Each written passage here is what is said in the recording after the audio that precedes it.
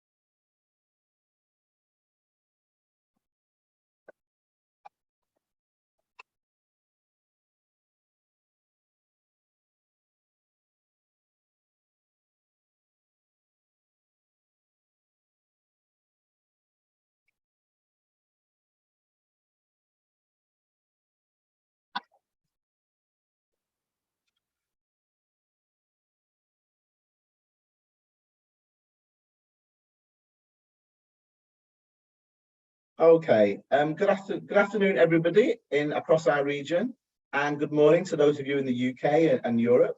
And we're just about to hit 50 participants, which is great. We have, as I mentioned earlier, we have about 200, just over 200 people registered. So hopefully 1 or 2 people might join us as we progress this afternoon. We've got quite a lot to cover. So I'll just explain. My name is Davide Guarini Gilmartin. I'm from the British Council here in Vietnam, and I'll be the facilitator for today for most of the session. And in today's session, we're going to look at English and EdTech, looking at innovative solutions for teacher development over the next 90 minutes. I'm just going to share a few housekeeping points. If you just bear with me a second, I share my slide. And while people are joining us, please feel free, if you can, to put in the chat to just say who you are and where you're from. It's a great opportunity for us to know who's joining us this afternoon and this morning in the UK.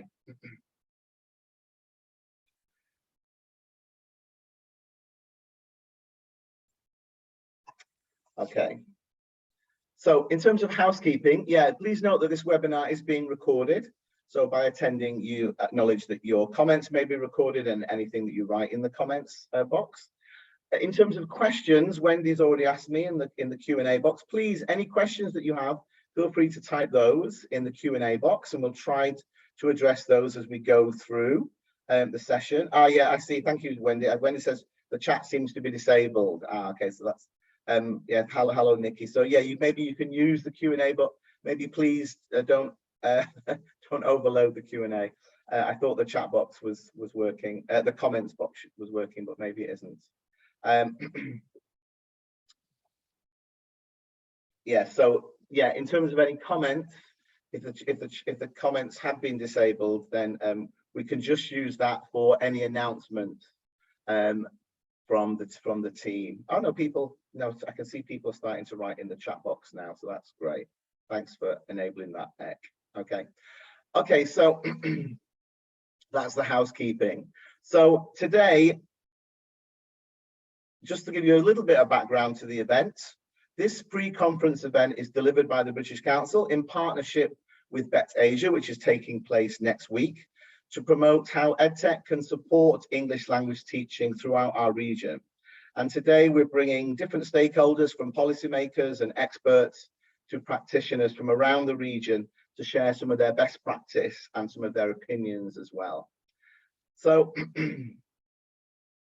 over the next 90 minutes, we hope to introduce, in a moment, we're going to introduce some of the latest research and insight from British Council across the region, both primarily focusing on the ASEAN region, but also a little bit from South Asia as well. And then we're going to showcase 2 of our innovation grant projects from Vietnam and Indonesia in the context of the wider work that we've been doing over the last 2 years in this space in innovation across our region. And then we're going to have a wider panel discussion with a team of experts hosted by my colleague Ian. And finally, Helga, the country director from British Council Thailand, will launch the Digital Innovation Grant for Thailand today and again next week at the Bett Asia event itself. Okay, so those are the objectives for today, and this is our program. So as we go through the program today, we will introduce the various speakers. So the first stage, we're looking at the research. In the second session, showcasing the projects, the innovation projects from Vietnam and Indonesia, looking at 2 projects in particular as examples, then the panel discussion, and then over to for the launch for the final part.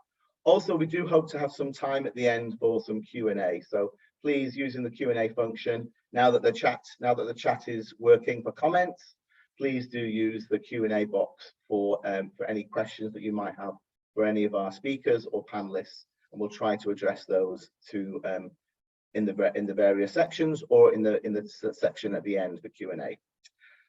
Okay, I hope that's all clear. So just a little bit of context to our work. First of all, in terms of research, our work in the digital space comes under the umbrella of what we call English Connects, which is a digital program focusing on teachers and teacher educators, not only in this region, but actually worldwide.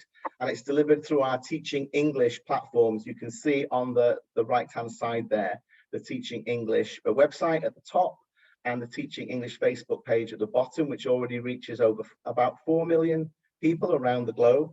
And these provide professional development opportunities for ELT professionals across the globe, as well as in our various regions, including here in East Asia and South Asia, and also in the countries themselves. As part of this English Connects work, we've recently conducted some research, and the first person I'd like to introduce today is my colleague Vanita Dwi from Indonesia, who is one of the research team looking at a scoping study into research into how teachers in the ASEAN region, in 6 countries of the ASEAN region, are using online CPD for their own teacher professional development. So without further ado, I'll hand over to Vanita. I'll stop sharing. Vanita, over to you.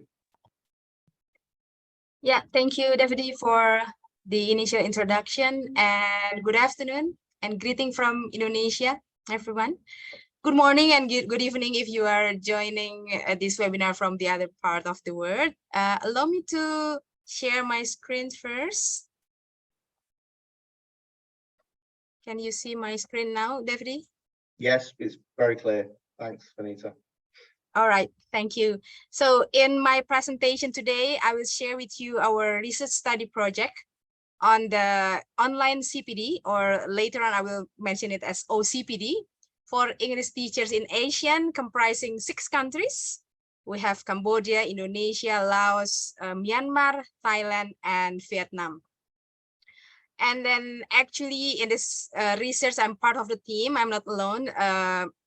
This is the research team led by Alan McKenzie from Transform ELT, and then I'm the country researcher from Indonesia. I'm working closely with the lead researcher, Subhan Zain, and also my partner from Cambodia. So this is the research team. And the aim of this project is threefold, actually. We would like to give snapshot on what is happening actually in the area of online continuous professional development in for language teachers in Asian country, in the 6 countries that mentioned before.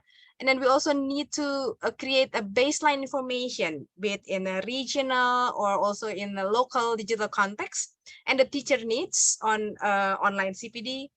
And also we would like to provide a kind of foundation for future strategies, decision making for future online professional development. So just to give you an overview, that in this study we get data from different sources. We have a desk research, online survey, focus group discussion, and also individual interviews. But for the purpose of this study, I would like to focus on the result of the survey. And as this study has not come to an end yet, we are actually in the analysis process. So what I'm talking about today is preliminary analysis of the data from the survey.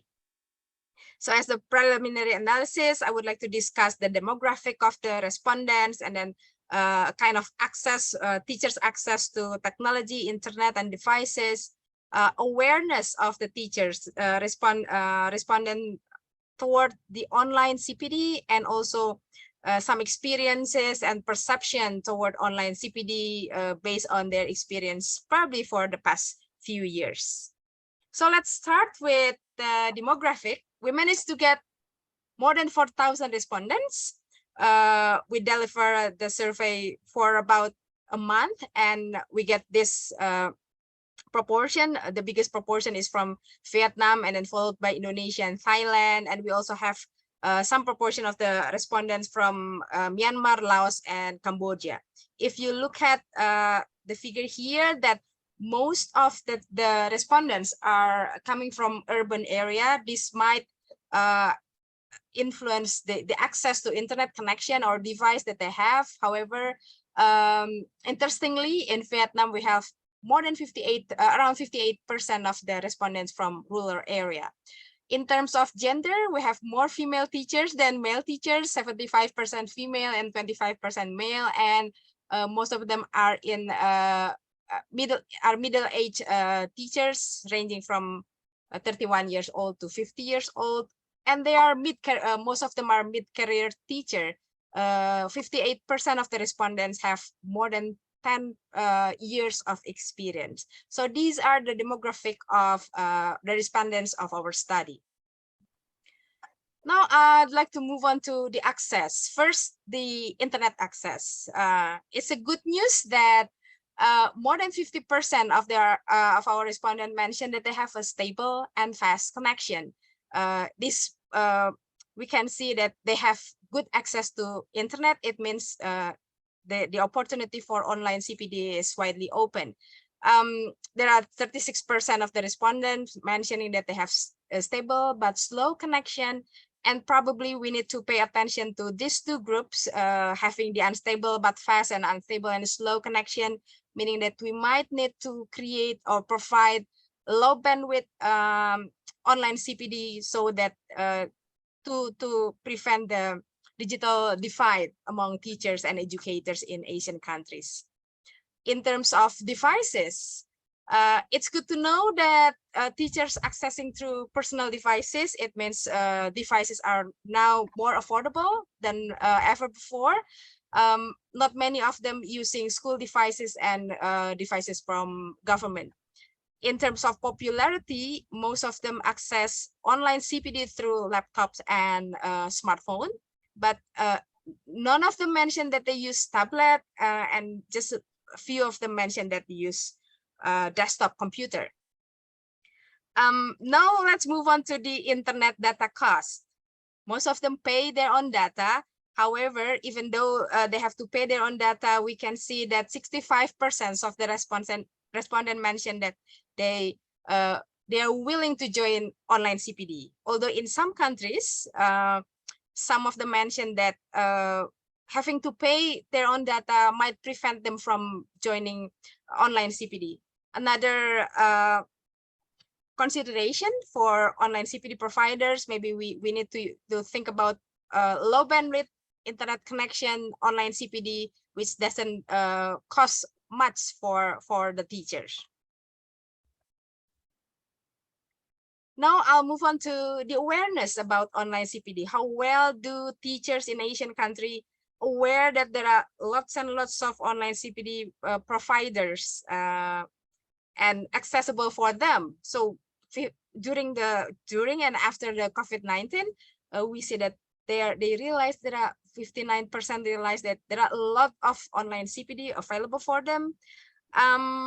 But probably we need to pay attention to these two groups saying that no change or they don't know any online CPD.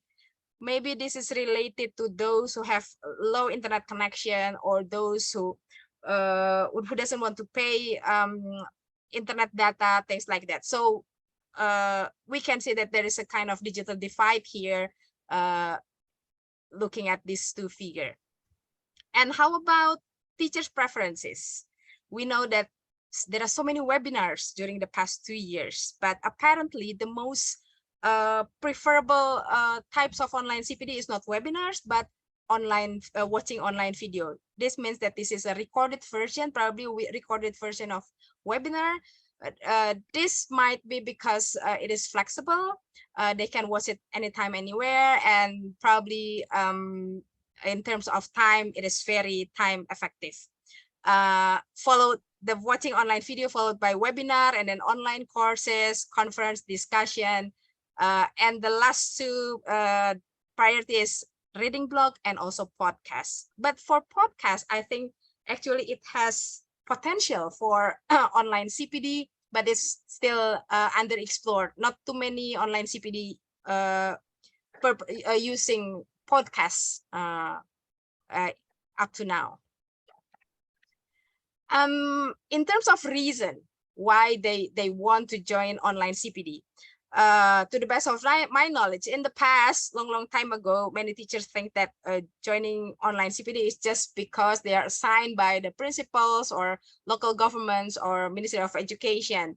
But now we can see that they are self-motivated. They want to improve their teaching. They want to learn technology, assessment method, and many more. So there is an internal drive from the teachers to keep developing their professional development.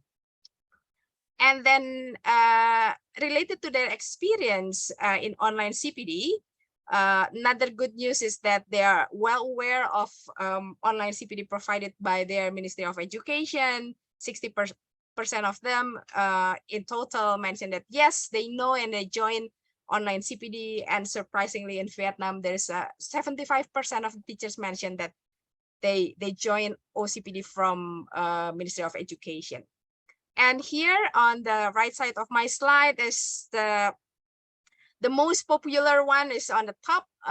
So as Teachers Association, OCPD provided by Teachers Association, local university, and school-based OCPD is the most accessible by our respondents. And then in the middle, we have private organization, government and international organization like British Council, RILO. And then at the bottom, we have book publisher, international university, having the brands in respecting country, and also Asian-based organization. For Asian-based organization, to the best of my knowledge, some of them provide webinars, OCPD, but it's in a wider scope, not only for English teachers, but also for education in general. And these are the perception when they are asked to compare which one do they prefer between online or face-to-face professional development. You can see that in the first and the top, teachers think that OCPD is convenient, engaging, and interesting. But look at the one here in the middle, even though they think that they are convenient, engaging, and interesting, but they feel much more confident participating in face-to-face rather than online CPD. My prediction is probably it's because technological knowledge, digital skills, some of them got problem accessing Zoom meeting, for example, Teams, Google Meet, and so on, or using some learning management systems. That's why they feel a bit unconfident about that. And then when they are asked about whether it is motivating, improving their skills, or whether it is effective or not, they think that face-to-face is still much more effective than online CPD. So we can see there is a balance. Some prefer online CPD, some still prefer the face-to-face CPD. And then this one is related to what teachers want from OCPD. Over here, the 4 boxes here related to the content. So they want a relevant, well-structured. They also want a balanced theory and practice. Sometimes they need practical ideas from the classroom. Sometimes they need to blend the theory and practice. And also they need something, a content which is at the right level, maybe at the right level of their own capacity, and also at the right level of their students' needs. And then in terms of delivery, on the over here, in terms of delivery, they demand interactive learning experience from the OCPD, and the interesting one, understandable language. Probably some of the teachers need to get access to online CPD delivered in their L1, in their language. And if they're using a kind of digital platform, maybe they need something easily navigated, due to some problems with digital skills, and something which is visually appealing. Another thing that we need is another thing that they need is the high quality trainers, because we know that it's going to be different when delivering training in online and delivering training in face-to-face. So they want a higher quality trainers for online CPD. Well, this is my last slides.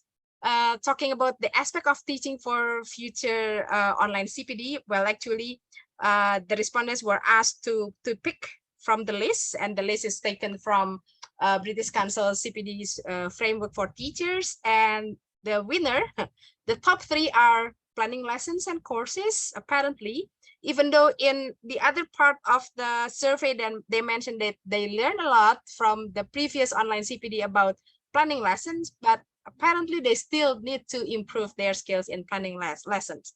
And also classroom management. I guess this is now that we are going back to face-to-face, but we are still having a kind of online interaction. So managing classroom is in online and face-to-face would be something different.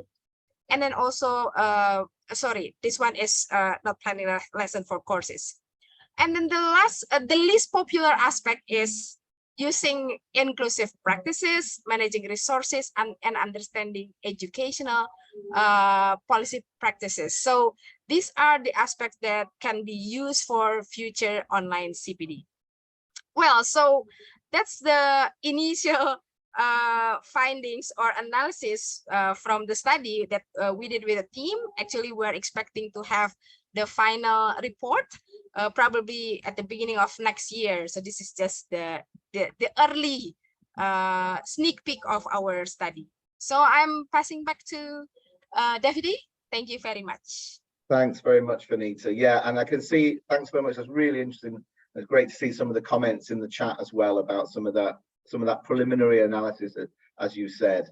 Yeah, Nikki from Pear Tree has asked whether this information is available, whether we can have a copy of the slides. But I think, as Vanita said, this is the survey itself only finished or was only closed in mid-September. So this is very early analysis of the data so far. And over the next few months, the team from across the region will be working on that data and looking at some of the findings and recommendations. And I think that will be shared later on in this year, or maybe early next year as well, as Vanita mentioned. Okay, so if we move on, just keeping my eye on the time, there's a couple of other information and research rather that I'd like to share with you. If you spare with me a second. Some recent research and insight that has been that's been shared on the Teaching English website that I shared with you earlier. One such research is looking into English as a subject in basic education across ASEAN. And you can see there in the middle of the screen there, you've got the QR code. So if you have your phone or your device, you can obviously take a snapshot of that and get the link through to the Teaching English website, where you can find a comparative study by a number of academics led by Supan Zain from Indonesia, who's based in Australia, looking at English as a subject across the region. And on the right-hand side, you can see that there are a series of, I think there are 8 country profiles looking at 8 of the 10 countries from our region as well. As I say, that's all available on the Teaching English website. You can see on here an example from Vietnam of the Vietnam country profile, and each of those sections also has some recommendations, some key recommendations for policymakers and for further research as well. So certainly worth having a look on the Teaching English website for that, for those documents that are already there. Moving to South Asia, again, the Bett Asia Conference Symposium next week is covering not only the East Asia region, but also the South Asia. So again, our colleagues in South Asia have worked on producing a number of research for 5 countries across the region, looking at English language teaching, learning and assessment. So again, those can be found again on the Teaching English website. And again, there we've put the QR code for you if you're in that region and are interested to find out about some of the findings there. Moving on, over the last 2 years, in fact, we've conducted across the globe what we call the Partnered Remote Language Improvement Projects.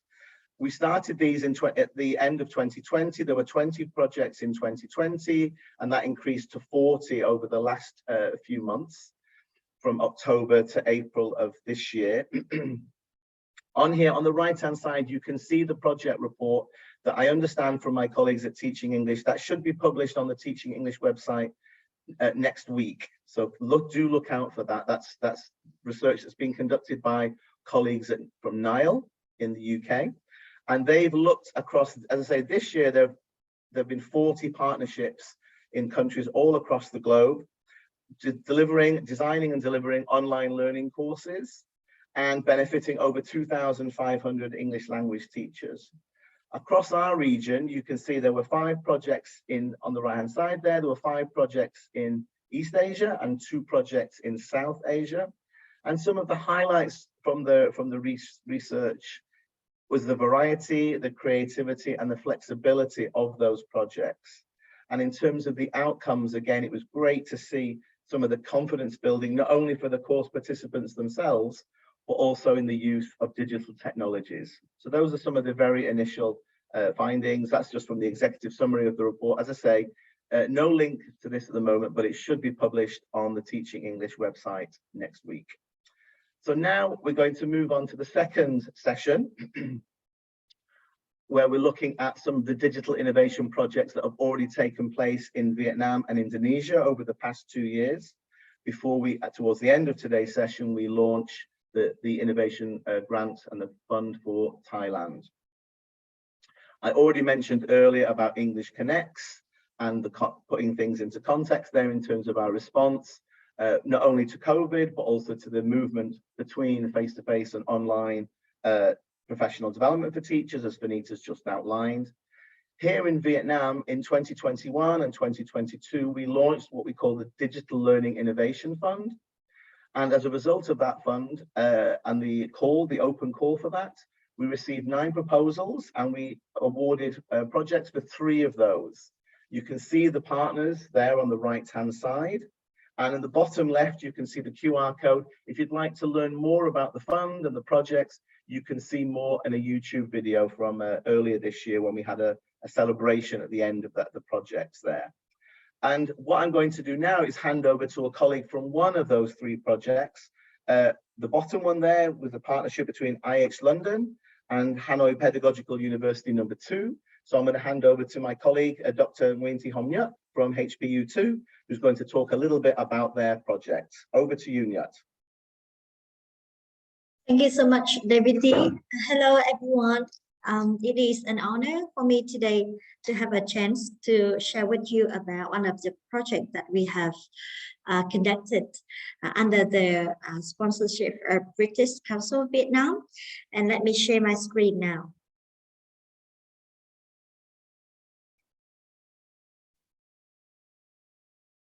Yeah.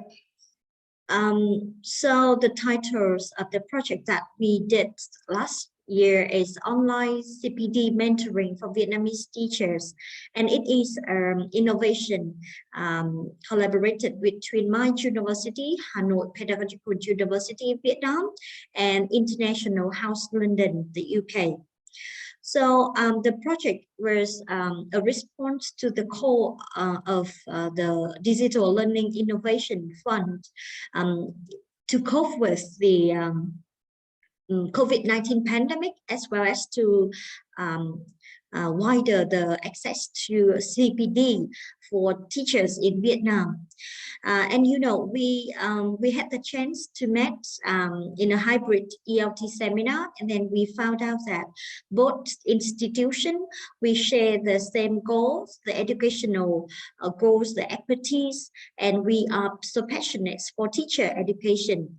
That's the reason why we decided to collaborate and develop a CPD for the teachers in Vietnam. Our project focus on developing a professional virtual mentoring course for 69 English teachers in rural areas across Vietnam. And we focus on materials adaptations and development. And by the final products of the project is we developed an open access digital teacher development course. The reason why we chose to focus on material development is because of the context of Vietnam. That's interesting to share that by 2018, the government of Vietnam, they issued a very official important document that is the general curriculum. We call the new general curriculum, in which teachers had more power, more flexibility in using the textbook. So in the past, before 2018, we have one program, but we have different, we have only one textbook approved to use in Vietnam in one subject. For example, if we teach English, we have to use the textbook issued by the Ministry of Education and Training. But after 2018, the teachers now has more opportunities to choose the textbook for their own school and the program. That's why with the new English program, one program can have different textbooks, and the teachers at different school, they can discuss to each other, and then they choose the textbook to use in their own school. That brings the opportunities, many opportunities for the teachers to become more creative and more flexible in their own classroom. However, it's also raised some challenges for the teachers, because now they need to have more knowledge and skills in using the materials, in adapt the textbook to meet the needs of the teacher. The information about that about the context really encourage us to develop a CPD to equip the teachers with the right, the relevant skills and knowledge. And you can see here, for example, only for grade 6 in Vietnam, we can have 8 different textbooks to use. So the teacher need to make sure that they know how to use the textbook appropriately, how to understand the needs of the students, and how to adapt the textbook to use with their own context. So we decided to choose the relevant teachers to join our project, and with the aim for providing access of CPD for teachers in rural areas or in disadvantaged area where they normally don't have much access to good quality CPD. So we some criteria to choose the teachers, and we selected them from 11 provinces across Vietnam, and we divided them into 4 groups. So you can see here we have teachers from the north to the middle and to the south of Vietnam. To support the teachers during the course, we use different technology to support, to mentor and to support them. For example, every 2 weeks, the teacher will meet on a Zoom sessions with the trainers. In that section, the teachers and the trainers and the trainees will discuss about the topics, and they have some immediately practice with the content that they learn. And in addition to that, they are divided into 4 groups where they join the Zalo group. So Zalo is one of a very popular social networking apps in Vietnam. So we divided the teacher into 4 groups, and then in each group we will have the trainers from IH London and also in Vietnam to support the trainees during the course. So the context is very instant and very supportive. In order to facilitate more interaction and group work among teachers, we also use Padlets as another form for the teachers to post their comments and also to post their assignments.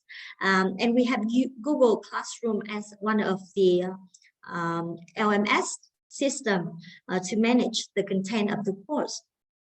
And by in each session, what we follow is we encourage the teachers to really understand the needs of their own students, and then they look at the textbook and they will see what aspect of the lesson they think they need to adapting. They need to adapt, and then they can think of the activities that can help to support the students or help to challenge the students. And by learning and practicing in the Zoom sessions, they will have 1 month to trial, to experience, to experiment their own ideas in their classroom. So by the end of the course, we collected data. We asked for the teachers' comments and feedback. We used questionnaires, and we also asked the teachers to write their own reflections. And then we have some ideas, some results we would like to share with you. So overall, the teachers said that they found the Zoom sessions really supportive, really interesting. It provided them with new ideas that they can use in their own classroom. And you can see here, for example, we have 76% of them said that they enjoy really enjoy the sections, and they learn new ideas. Another point is that not only enjoy the session, but they became more confident in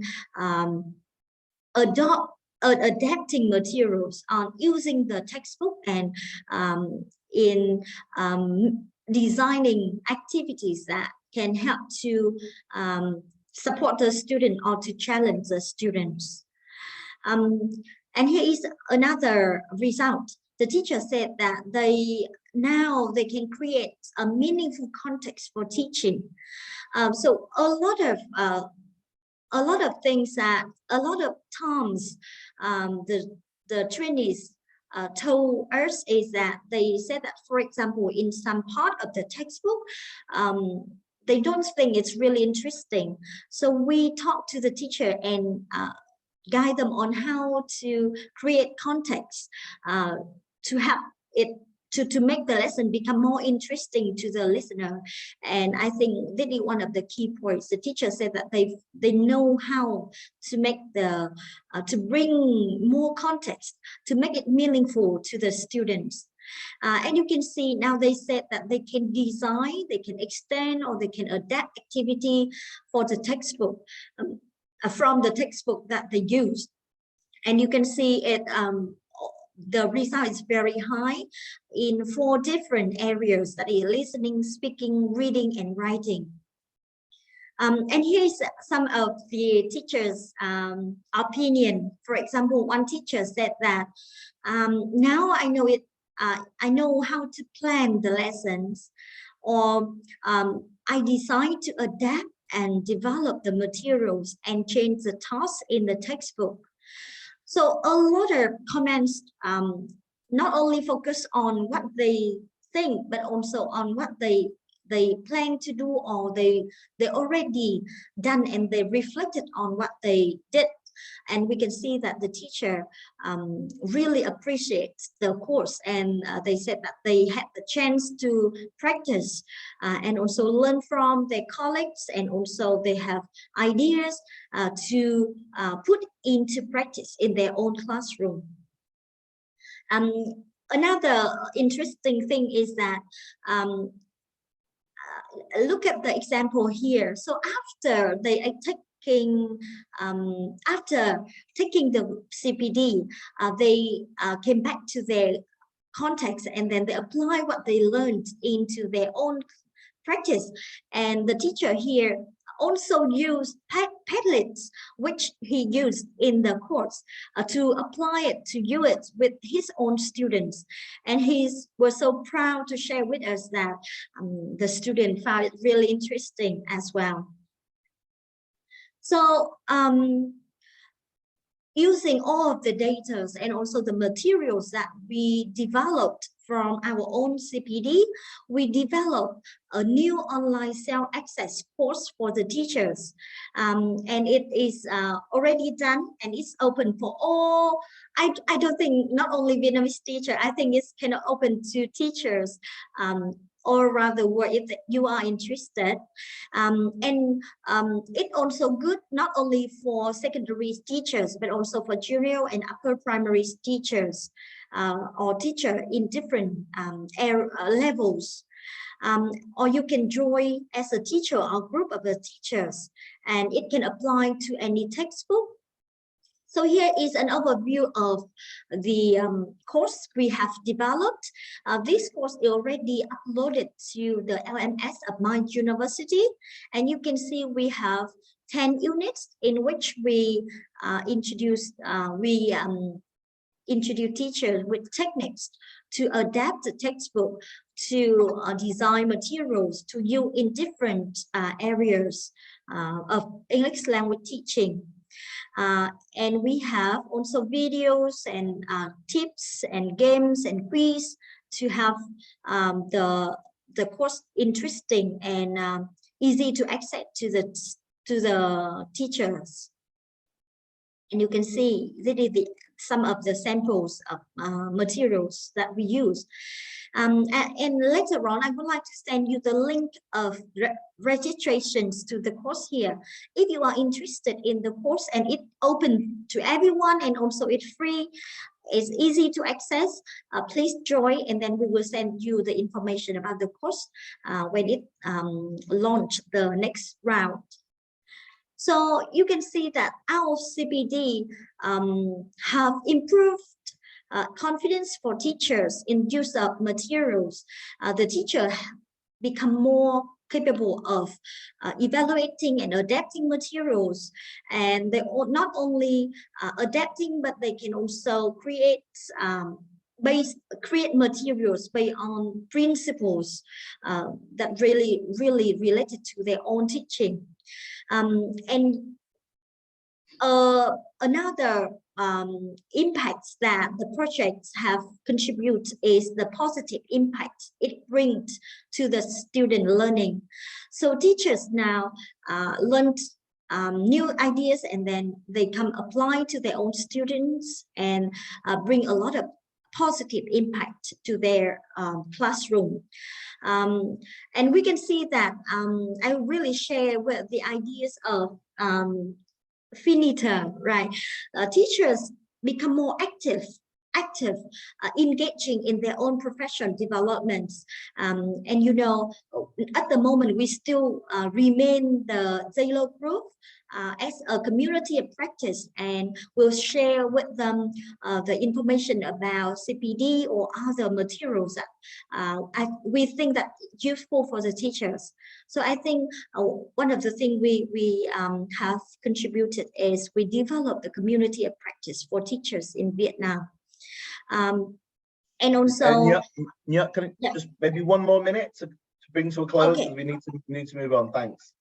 Okay, thanks, David. Thanks, yeah. So so with all of the support of the different stakeholders from BC, from our all institutions, and with the collaboration, with the mutual understanding between two institutions, with the shared passions of all the trainers and trainees of the course, we have successfully conducted the projects.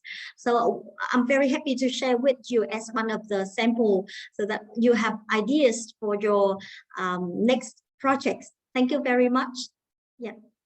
Thanks very much, Nia, for sharing that and sharing your experience, both of the process of the delivering the project and implementing the project, and also the product in terms of the online course as well. Before we move on, just to say, Nia, there are a couple of questions in the chat and in the Q&A from Wendy, and also from Pope Yu Sin, who's asked whether you can, in the chat, maybe you can include the link, the hyperlink, for those people that couldn't access the QR code, to be able to access the online course that you've developed as part of that project. Okay. Thanks very much. Okay, I'm going to share my screen again.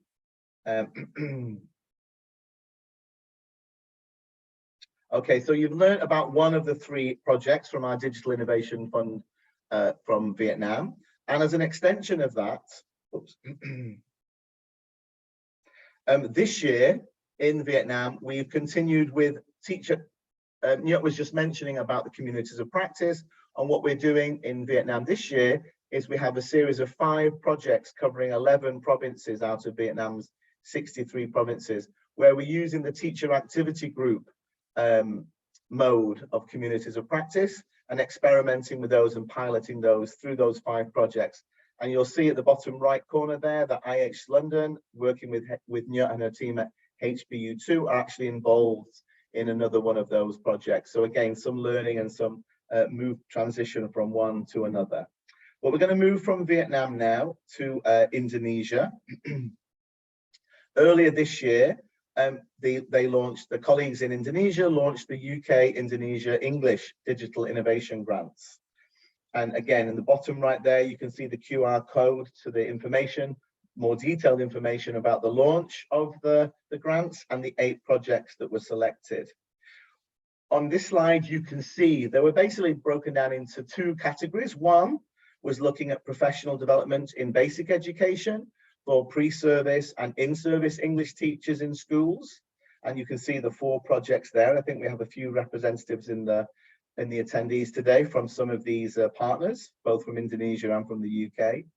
And also a second group was looking at professional development at the higher education sector for English and EMI lecturers. And again, you can see the projects there. And certainly if you use the QR code here, you can learn a lot more detail about the projects. But I'm very mindful of time. So what I'd like to do now is hand over to learn more about one of those projects, which you can see here, which is Nile from the UK, partnering with Eduversal from Indonesia. And our colleague Mike Riley from Nile is going to talk a little bit more about their project. So over to you, Mike. Thanks, Davide. Very nice to be introduced by a fellow Mancunian. I'll just share my slides.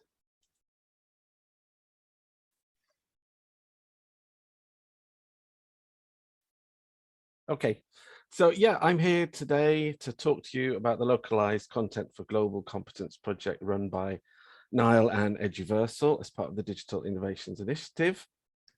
I'm Deputy Director at Nile. I'd like to thank the British Council for the opportunity to speak to you today. If we could sum up our experience so far in one word, I I'd say that word is collaboration. I think the great strengths of this initiative are the tangible benefits born out of collaboration on many levels. We have that collaboration, that community of practice with all the partners that are involved. And of course, there's the collaboration between the pairs of partners in each project. So for ours, that means Nile. We are a teacher training institute based in the beautiful city of Norwich in England.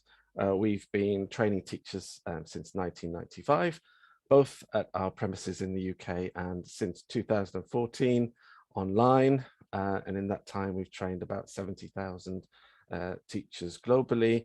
And many of you will know Eduversal, who are based in Indonesia, and through their varied activities such as education consultancy, preparing students in national and international contests. Their aim is to enhance individual skills and organizational capacity throughout the country. So the principle behind our collaboration is to combine Nile's long experience of training language teachers with Eduversal's experience and knowledge of working with teachers in Indonesia. So how?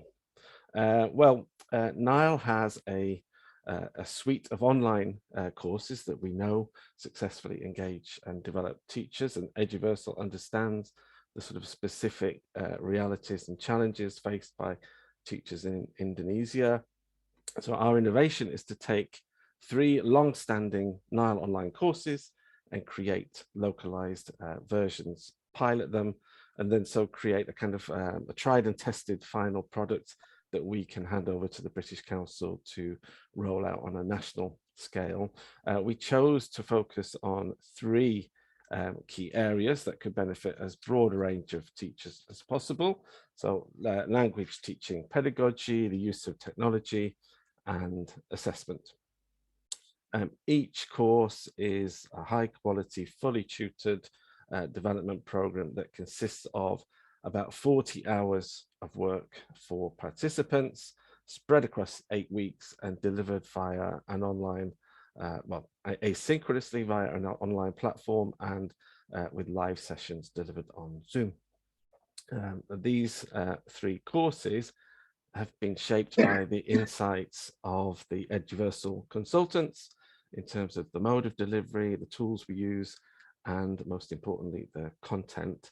And so in that course creation phase, there's been collaboration between the individual consultants, as Eduversal have created brand new content for the courses, and the Nile consultants have tweaked existing content, creating, we hope, 3 unique courses. We've completed the pilot for the first course, and that pilot stage also offers lots more collaboration. There's the collaboration between the Eduversal and the Nile trainers who are co-delivering the course. There's the cooperation between those trainers and the participants, and there's the collaboration between the participants themselves. We've limited the pilots to a small number, 18 on each course, but they come from a range of backgrounds, and our sort of ethos in terms of course design is also based on another form of collaboration, which is co-constructed learning. So the courses are designed to encourage collaboration between participants at every stage, and the digital tools we've chosen reflect that philosophy. So just to give you an example, we use discussion forums, so that's collaborating through text. We have video discussion forums where participants can upload videos of themselves commenting on an issue. We have virtual online bulletin boards. In our case, we use Padlet, where discussion questions can be posted by the trainer and participants can upload comments and videos and links. Collaborative docs such as Google Docs, and then a very nice tool, which is an interactive web-based video. We use a tool called PlayPosit, which allows participants to pause a video, add a comment, which is then seen by the other participants when they view the video. And the great thing, of course, during any piloting is we get feedback from practicing Indonesian teachers, and For example, many of them have commented how much they prefer the video forum rather than the text forum, and they'd like us to include more. But according to our trainers, it's that participant-to-participant collaboration that's been a key part of their experience, as Indonesia is a huge country, so they come from different backgrounds with different perspectives, and they're all sharing their personal insights. Collaboration with the teachers has also taught us some important lessons. We discovered during the first pilot that not many of the participants had experience of asynchronous online teacher development courses. So we need to do a lot more in the orientation unit to clarify expectations and support independent study. And it was clear that the live sessions are very much the glue that built the sense of team spirit and kept the momentum going. So there's been requests to include more live sessions. And our partners at Eduversal found that creating a WhatsApp group was absolutely the most effective way of managing communication and keeping momentum going during the course. So, and I have no doubt we'll get lots more insights from the other pilots. We are in the middle of the pilot of the second course right now, so it's very exciting. So in terms of the final level of collaboration, that will come at the end once the content has been finalized and is ready to hand over to Council. And that's really how NILE and Eduversal can support the British Council in rolling this out on a larger scale. We hope that we'll be able to support and advise in a variety of possible scenarios, whether that's delivering through other platforms, delivering to much larger groups, or delivering in the face of technology challenges. But it's been great so far. We've learned a huge amount from collaborating with Eduversal. We've been inspired by the other projects. I know there are many representatives of those projects here today. So we're really excited to be collaborating on this and hope the results will have a real impact on education in Indonesia in the future. So thank you to the British Council for the support, guidance and collaboration and inviting us to speak today. And thank you for your kindness in listening to me. Thanks, Davide. Thanks very much, Mike. That's great. And yeah, as you say, I can see some representatives from some of the other projects as well on the call today. So that's great. And as you said, it's been really nice to take part in some of the sharing through the kind of the communities of practice amongst the projects and learning from each other and sharing those insights in terms of how to plan and implement your projects across Indonesia, which is also something we've been doing in Vietnam as well, amongst our TAG projects this year and amongst the DLIT projects last year as well. I'm really mindful of time. We're about 7 or 8 minutes behind schedule, so I'm going to move on fairly quickly. So huge thanks to Mike and to Nyut for sharing the projects from Vietnam and Indonesia. Just a quick reminder to everybody, please, if you have any more questions, either for Mike or for Nyut, please feel free to put those in the Q&A. I can see Nyut's answering one of Wendy's questions already. And with that, without further ado, I'm going to hand over to my colleague, Ian Clifford, who's going to conduct the panel discussion. So Ian, over to you. Hi there. Hello, everybody. It's great to be here and sharing this panel discussion today. My name's Ian Clifford, and I've just moved into the post of managing the British Council's English programs across East Asia, and previously worked managing some large teacher training projects in Thailand and Myanmar and Malaysia. We've got a great panel here today. So if I can just call on each member of the panel just to very quickly introduce themselves. So who have we got? Mark, I see you've popped up. Could you just introduce yourself? Thanks, Ian. Morning, everyone, and afternoon. I'm Mark Hennebury. I'm the English Language Training and Teacher Training Specialist with the UK Department for International Trade. Great. Welcome, Mark. And Natalie, do we have you on the panel? Natalie from UNESCO.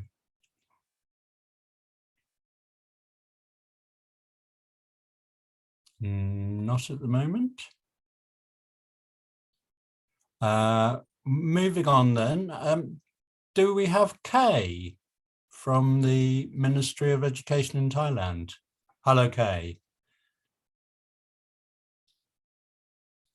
Great to have you with us, working for OBEC. Are you on mute, Kay? Sorry, Sawadee ka again, yeah. Sawadee Sawadee ka. ka from Thailand, and I'm Kay, the director of English Language Institute, ELI. So English Language Institute is one of the departments in Human Capital Excellence Management Center, HCEMC, above my head there, run by our head director, Dr. Atitaya Panya, who is going to give the presentation as one of the speakers at Bett Asia next week. Yeah. Brilliant. Okay, lovely to have you. you And I see Natalie is with us now. Natalie, do you want to say hi? Hi to all. So sorry, my Wi-Fi was disconnected for a while. Very sorry. Just greetings to all the audience here. And I'm Natalie Hong from the teacher program of UNESCO Asian Pacific Regional Bureau of Education, based here in Bangkok, Thailand. Very glad to share with you today. Thank you. Brilliant. Welcome, Natalie. And finally, Finita, again, a lovely presentation from Finita earlier. Do you want to just say hi again to everybody? Hi, everyone. It's me again. Okay. Yeah, I'm a faculty member at Universitas Pendidikan Indonesia, and also I'm a part of the research from Transform ELT that I presented earlier. Thank you. Brilliant. Lovely presentation there earlier. Okay, so we're here to talk about some of the fantastic opportunities of online teacher CPD, but also some of the challenges, some of the difficulties, and how we might move forward on some of those. So obviously there's the potential for great reach and a huge amount of material.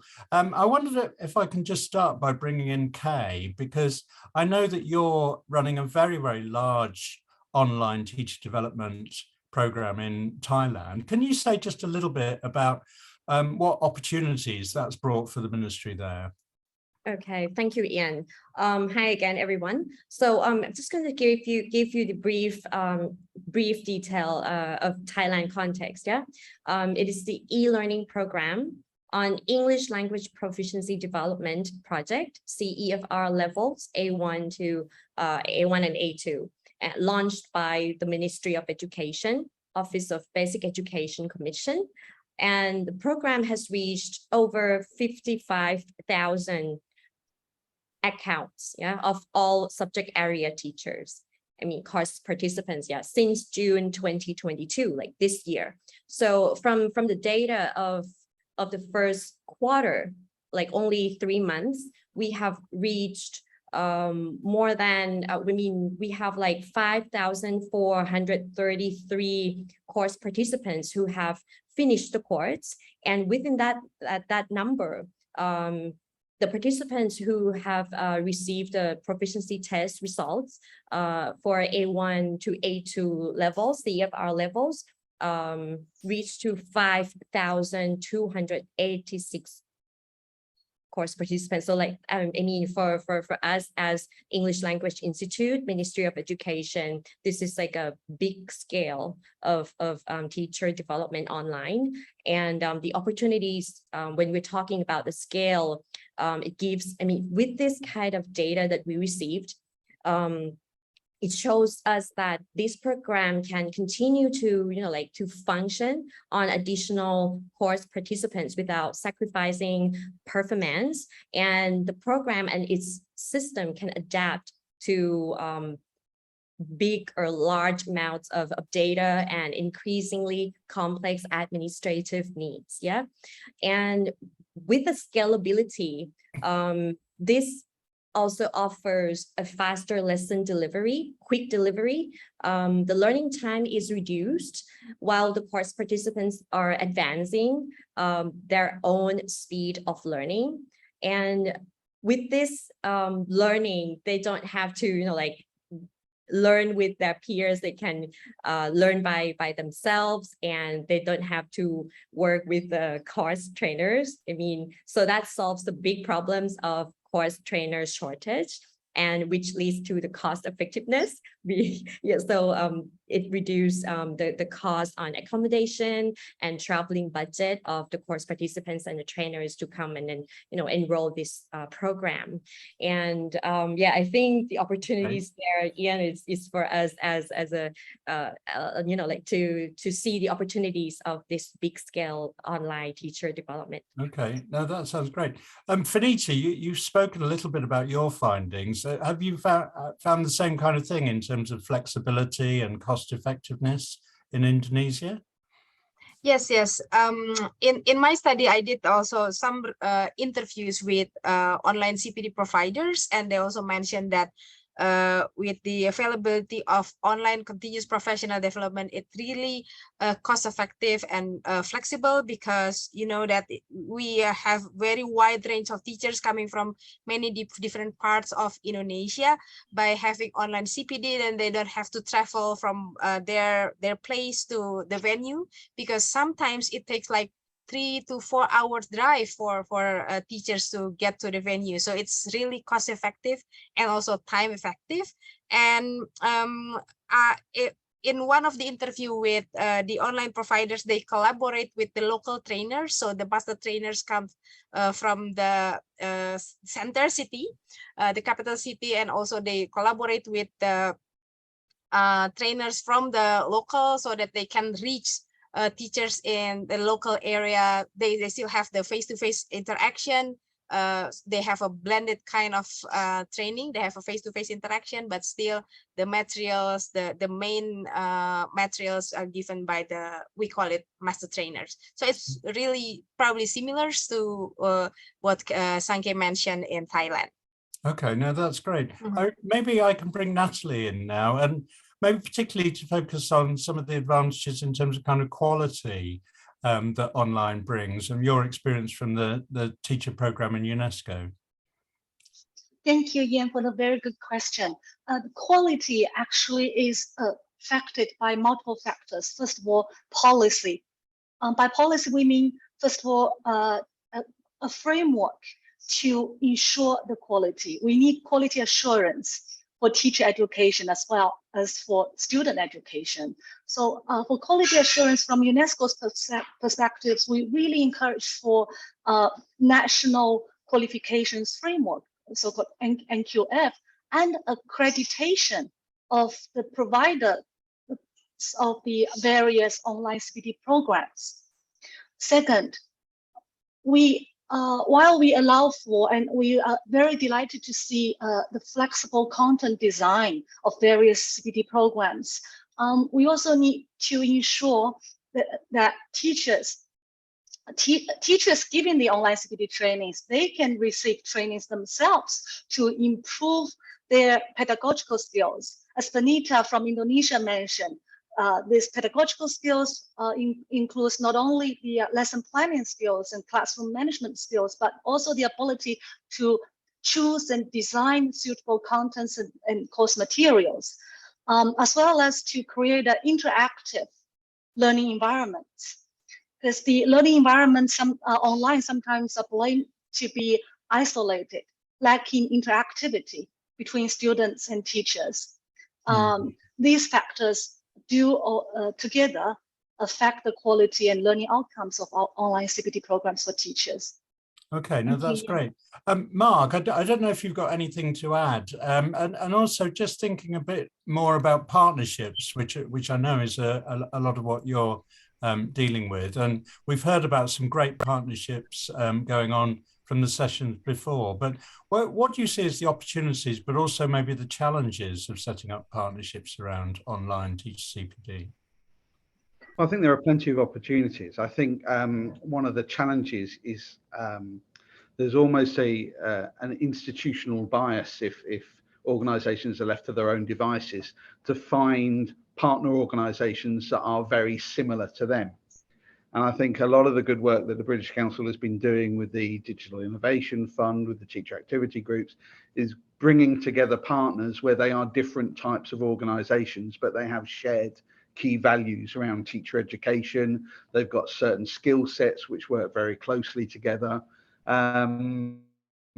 it's not necessarily the case that the best partner for a university is another university. It could be an organisation that's bringing different elements and enhancing their offer in different ways. That kind of bias also exists within institutions itself. So, for example, a maths department couldn't learn anything from the teachers in an English department. And I think one of the great opportunities with online CPD, and one of the great assets of online CPD, is the community of teachers themselves that are participating in it. That they are teachers from different backgrounds, working in different types of institutions, teaching different subjects, and what they bring to that. And I think the best type of online CPD is when that is utilised. That it's not a case of it's static. That it's a community where ideas are shared, and it's not just necessarily ideas for teaching practice. It could be for classroom management. It could be on how you stretch and challenge learners, how you lay out your whiteboard in a classroom, whatever it might be. There are ways of learning, and I think that's one of the greatest assets within online CPDs, that you can bring such a wide range of people together and learn from them and get them to contribute to the development themselves. Okay, no, that's fantastic. So we've heard a little bit about some of the opportunities, some of the advantages, and bringing different people together, as Mark's mentioned. But there is always the issue around inclusion, and people refer to the digital divide and so on. Maybe Vanita, was that something that you found in Indonesia in terms of different levels of connectivity and access and so on? Yes, exactly. So in Indonesia, we have different internet access. Some are fast, some are slower and unstable. So what we did usually, we try to use some low bandwidth online CPD, and also delayed. We don't use a lot of Zoom meeting, for example, but we use another platform which are lighter, which are friendlier in terms of connection. Actually, I'm also doing a teacher professional development with what the lead project. The leader is here, Wendy, with ELT consultant. We are doing a online CPD using Telegram. So if we see in the survey, Telegram is starting to become more and more popular because it has similar features with Zoom, but it costs not as much as Zoom meeting. So it's data friendly. Yes, that's great. And I know in Myanmar, we used a lot of combining synchronous and asynchronous in order to get over some of the inclusion issues. I wonder if I can bring in you, Natalie, just around issues of inclusion and access and so on. Yes, Anita just now shared about the situation in the country level. And from UNESCO's perspective, we do see this digital divide a severe problem across the world. Such divide is caused not only by age differences, income differences between different regions within a single country, but also across different countries, as well as by gender inequality. Unfortunately, digital divide exists particularly severely among females than males. So we have to be very much alerted that while these availability and very rapid development of online training for teachers can potentially increases the accessibility of CPD for teachers, it can also potentially exacerbate the so-called inequity of CPD for teachers. Yes, and absolutely. We do, from UNESCO's position, we do call for national governments to strengthen policy measures and resource support to address this issue seriously. Yes. Thank you. Absolutely. And I mean, another issue, although there is sort of great potential, to bring people together, communities to practice and so on, but these aren't always utilized by users. So, I mean, it sometimes can be quite an isolating experience of engaging online. I don't know, Kay, has that been your experience with the Thailand program, or any thoughts about how we can bring together professional learning communities online? Yes, well, from the e-learning program that I just shared to you guys, it's the linear e-learning, like big scale, e-linear, like isolation, like Ian just said. And when we're talking about the quality of social engagement, like very little, right? So the online communities and the forums for engaging, like as a part of e-learning experience, we need that. I mean, teachers need this, yeah. So to recommend some of the providers, I think that, if the providers can make this kind of e-learning, like big scale learning like this, to be more to be more on providing online mentors or online tutors or online facilitators to enhance the social engagement or social practice or professional learning community practice, or like forums or resources or groupings that teachers can gather and then enhance their writing and speaking skills through their teaching practice. That would be better and optimal for their practice in real life. Yeah. Absolutely. Maybe one more challenge just before we move on to look at a couple of recommendations. But I mean, one issue is also data security. And I know when we worked in Myanmar, I'm particularly really in a conflict situation, protecting teachers' data. I don't know, Natalie, is that something that you've grappled with at UNESCO? You mean conflict situation affects the and teacher protecting data of teachers more generally, really, and particularly when you're using third-party platforms, right? And Yes. maybe if we use WhatsApp or something, can we protect data? Sure, Ian. Thank you for this very important questions as well. Now, nowadays we have more or less all experienced the problems of data and security issues related to the rapid development of online business and other online opportunities. The same problem exists actually also for teacher education online. Yeah. So far from our teacher program, we haven't done a research or questionnaire on this, but we do have noticed alarm from the practical and academic circles about this issue, which I personally also think is worthy of our attention, the national government's attention and international organizations' attention, how to strengthen the protection of teachers' privacy online and their safety online. Absolutely. Okay, we're fast running out of time, but I wonder if we can whiz around and just have a quick, maybe just one recommendation or key point for taking things forward. I wonder, Mark, if I can come to you first, if you've got any thoughts on recommendations around online CPD. Thanks, Ian. I think I would use the opportunity to repeat the point I made earlier, that the best type of online CPD is making use of the communities that are joining in. And Finita mentioned Telegram. It doesn't have to be all singing, all dancing online technology platforms that people are engaging in. Very low tech. The British Council have done some fantastic teacher engagement with WhatsApp groups. I know in Central Asia, they've got a WhatsApp group of teachers with thousands of teachers on a group. Well, what a fantastic resource that is.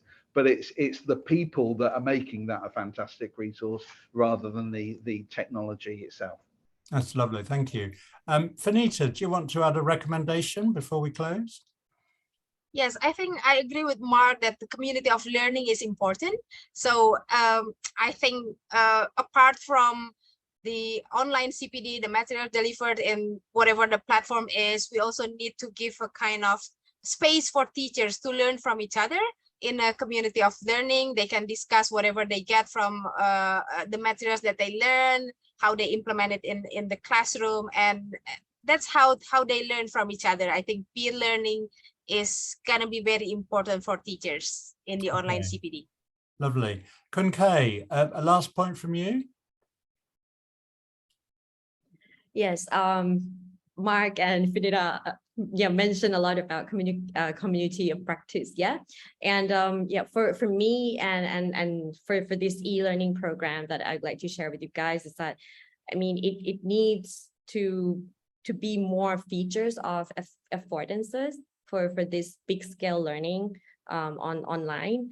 And it needs to be more reciprocal communication, like two-way, so that it can, you know, like scaffold the teachers to be able to discuss, like Finita just mentioned, in the community of practice online, and also promote more recursive feedback, you know, like, and then let the teachers, you know, have the meta cognition activities, like let them think let them know what they know online. And then, yeah, so otherwise it's just going to be there and then sitting down and learn online. Yeah, and we need to promote more of thinking for them to be able to take away from this online platform to their real classroom. Yeah. Okay, fantastic. Thank you very much, Kate. And maybe a last word from you, Natalie. Recommendation, right? Okay. We do emphasize the importance of national qualification framework and accreditation of CPD program providers. This is important for traditional in-person CPD for teachers as well as online CPD, especially for online CPD, because the traditional qualifications or so-called quality assurance frameworks or mechanisms might not be perfectly suitable and up-to-date enough for the current online CPD programs. So we need to look at this and try to update and come up with suitable frameworks and instruments for quality assurance of online CPD programs for teachers. Okay, that's great. Such a short time, and we could have talked so much more and covered things in so much more detail. But I'd like to really thank our brilliant panel members today. It's been a great session. Lots of good points. So let's see some points coming up in the chat, questions, people adding to the data security issue around safeguarding, which again is something really important for us. I'd like to hand over now for the last session to the country director of British Council Thailand, Helga, who's going to give a few remarks to close off this this event. So thank you very much, everybody.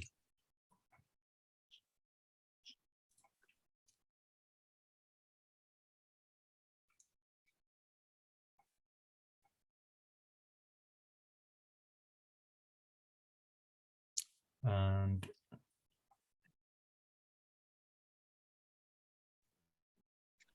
hello, everyone. Thank you, Ian, and thank you to all the speakers. I'm Helga Stelmacher, the Country Director for British Council Thailand, and I have the pleasure of having taken inspiration from the Indonesia and Vietnamese digital innovation grants. We are delighted to announce what is really the pre-launch, a sneak preview, a bit like Finita's research, of the Thailand UK Digital Innovation Grant. We'll actually be launching this next week at Bett Asia, but here we're going to take you through the main details of that grant. And it happily coincides with what is this year our 70th anniversary of operating in Thailand as the British Council. And I should say that also this digital innovation grant has been designed and will be kind of delivered hand in hand with the Ministry of Education in Thailand. Kay is helping us to scope and to select the grants, so that's fantastic. So the objective, again, in line with the Vietnam and the Indonesia grants, is very much about collaboration, bringing UK and Thai organizations, and as Mark said, those can be from a number of different backgrounds and certainly don't need to be the same type of institutions, coming together to co-design and to pilot innovative new ideas in the field of tech-enabled solutions for teacher development that will contribute to the improvement of English language teaching, learning and assessment in Thailand. And within the briefing documents, which will be available next week, the kind of background and the Thailand context will be very, very important because obviously key criteria for the project ideas that are coming forward is that they address the needs of the Thailand context. And Khun Kay has talked about some of the initiatives that are happening now. I mean, the improvement of English language aligns very nicely with the national Thailand 4.0 strategy of moving the country to a high value economy and to greater social equality. But more in particular, there are some pointers there about the Thailand context that English teaching and learning improvement, is a big demand we have both in basic education and higher education spheres. There's the large project that Khun Kay just mentioned already in place, but also that the ministry is keen to move the curriculums from what is currently more of a teacher-centered approach to a much more student-centered and active learning approach, as well as they're very keen to look for the benefits of that hybrid teaching and learning mode. And very much, and as Khun Kay said, they've already started moving into the sphere of online training. But again, there's much more information on the briefing documents around that Thailand context. And the scope, it's very much, as we've just heard from the other projects, centered on teacher continuous professional development solutions. And we also would like those solutions to address the digital equity, the access problems, the different types of connections and devices that we've just heard about, as well as being evidence-based, and that the projects have the ability to scale up in the future. And very importantly, they have to be new ideas. I'll come on to that a little bit in the eligibility. So yeah, the big question was about how much the grants will be worth is a little bit of a flexible one at the moment. Our current funding envelope is around £60,000, and depending on the types of projects that we receive, we can look at either dividing that up into 3 projects around £20,000 or 2 of £30,000, or we can play around, depending on, as we said, the types of projects that are coming through. So eligibility, again, in the documentation you'll see online next week, there is a long list of criteria for eligibility, but as I mentioned, at least one partner must be in the UK and based in the UK, and one must be based in Thailand. There can be more than 2 partners, but that is a minimum.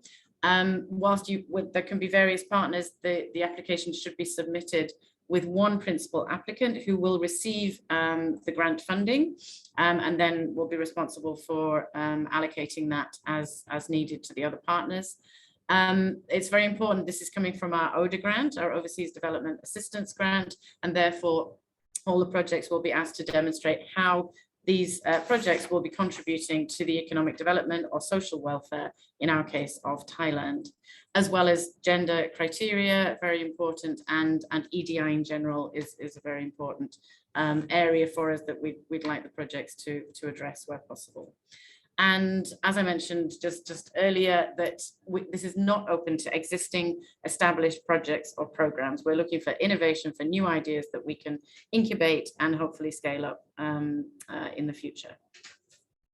And finally, here we've just got some key dates. So as I mentioned, we'll be announcing this at Bett Asia next week on Wednesday. In fact, we have a session from 1:15 to 1:35 where I will be announcing this in person at Bett Asia. And from that date, from the 12th of October, you will find the information on our British Council Thailand website. And then the application window opens the following Monday on the 17th. Very importantly, we'll be organising a briefing session that you can sign up for, where you will be able to get more information, ask questions, but also potentially meet other partners. We're very conscious that perhaps you're not familiar with who are the partners either in the UK or Thailand, so that will be a good opportunity to do that.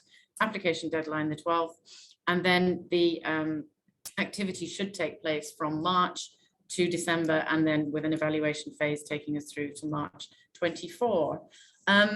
Before I end that, just to plug that also there is a live opportunity in Vietnam. The UK-Vietnam season has just kicked off, and we also have some extension of grants for English and EdTech and education there. So Davide or somebody will paste a link to that in the chat. So thank you very much, and I will hand back to Davide. Thanks very much, Helga. That's great, and great to hear about the opportunity for, as you say, for further partnerships between the UK and Thailand, in addition to the ones that we've had between the UK and Vietnam and the UK and Indonesia. And yeah, just to repeat some of the comments as well in the chat, some really great discussions and some really nice observations from the panel. So thanks to Ian and all the panelists, really great insights there. We've just hit 4:30, and I've been keeping my eye across the questions. There's a couple of questions. I think Wendy's questions have been answered primarily by Nyut, so thanks very much for that. There's a couple of questions from Marina from Coventry University, one of our digital innovation partners here in Vietnam, asking about GDPR compliance with UK regulations. I'm not sure if Mark or anybody is able to answer that question. Anybody on the panel can answer that question directly? If Mark is still there. I am sorry, Davide. Not really my area of expertise, but I'm happy to put whoever is interested in that in touch with the relevant people. Yeah, so Marina, if you want to just send me an email just to ask your questions, I can certainly share that with Mark and also with British Council colleagues as well, to try and get a bit more steer about that, because I think it is a very interesting question going forward, especially as you mentioned the UK government's intention to create a kind of GDPR light version as well. And finally, February Harefa has said, I hope the program in Thailand will be held in Indonesia. Well, yes, as we mentioned earlier, as you heard from the example from Mike, our colleagues in Indonesia have already had this opportunity. But as Mike, I can certainly tell you that the 8 projects are continuing between now and March of 2023. And again, Ian and my other colleagues from the British Council, we're monitoring and evaluating all of the projects. So the projects in Vietnam that we've done, we've just are about to complete a monitoring and evaluation project there. We're looking at the digital innovation projects in Indonesia, as well as the teacher activity group projects in Vietnam as well. So yeah, through that monitoring and evaluation, we're certainly looking, as the British Council, looking at how we can extend, as Helga mentioned and as Ian mentioned, what we can do in the future going forward. And again, it's great to hear Mark's positive words as well about some of the longer term benefits of these partnerships between UK and in-country ELT and EdTech providers as well. Yeah, just very quickly, just before we wrap up, Neil's from Kelt, who's worked on our prelim project. Hi, Neil, here in Vietnam in the last year. It says, is there a link for the Bett Asia show for the launch of the Thai BC grant, please? I'm not sure if that's possible. I'm not sure if that's Helga or Poom. Do you know if that's going to be broadcast, or is that only a face-to-face event? It will, yeah, it's only a face-to-face event, actually, Davide. But as I said, if you can just go into the main British Council Thailand webpage, we'll have it on the carousel, hopefully at the homepage, so it'll be easy to get to. Thanks, Helga. Yeah, so Neil, so just as Helga says, just look out on the British. Yeah, great, you've noticed that. And thanks also to Ek, our colleague from British Council Thailand, for putting in the link, and thanks to Helga too for promoting Vietnam next year, as well as British Council Thailand celebrating 70 years this year. British Council Vietnam next year is celebrating 30 years in Vietnam, and so we're creating a season, a UK-Vietnam season. So again, Ek has shared the details that just went live yesterday. So again, more opportunities, just to repeat what Helga was saying, more opportunities in the space as well, in the English language, ELT, EMI space, for further partnerships between the UK and Vietnam looking next year. Okay, I hope we've addressed all the questions and all the comments. It's 4:34. I want to say a huge thank you to everyone, all the speakers, all the panelists, and everyone who's been in support today. It's been quite a fast ride over the last 90 minutes, but it's great to see at one point we had over 80 participants, and it's great to see that number's maintained throughout the whole 90 minutes. So it's great to see so many people stay. I hope it's been a useful session for you. And if you're appearing at Bett Asia next week, best of luck to Helga and the team in Thailand. I hope you have a great session there. And huge thanks to everybody, and hopefully we'll see you very soon. So thanks very much, everybody. Have a great afternoon, everybody in ASEAN and across Asia, and have a great morning and a great day, everybody in the UK. Thanks very much, everybody. Hope to see you soon. Bye for now. Thank you, everyone. Bye-bye. Thanks. Thank you. Thank you. Bye. everyone.